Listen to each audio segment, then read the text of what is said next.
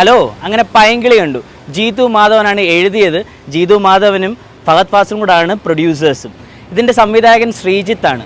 പടം എങ്ങനെയാണെന്ന് ചോദിച്ചു കഴിഞ്ഞാൽ ഒരു വൺ ടൈം വാച്ച് എൻ്റർടൈനർ പടമാണ്.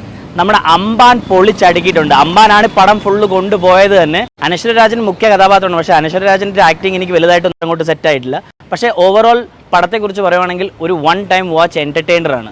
ഈ സിനിമ അഥവാ ജീതു മാധവൻ ഡയറക്റ്റ് ചെയ്തിരുന്നെങ്കിൽ കുറച്ചും കൂടെ ചിലപ്പോൾ ആ ഒരു രോമാഞ്ചം പിന്നെ ആവേശത്തിൻ്റെ ആ ഒരു എഫക്റ്റ് കിട്ടിയേനെ. ആ ഡയറക്ഷനിൽ കുറച്ച് വീഴ്ച എനിക്ക് തോന്നി. എഡിറ്റിംഗ് സൂപ്പറായിരുന്നു.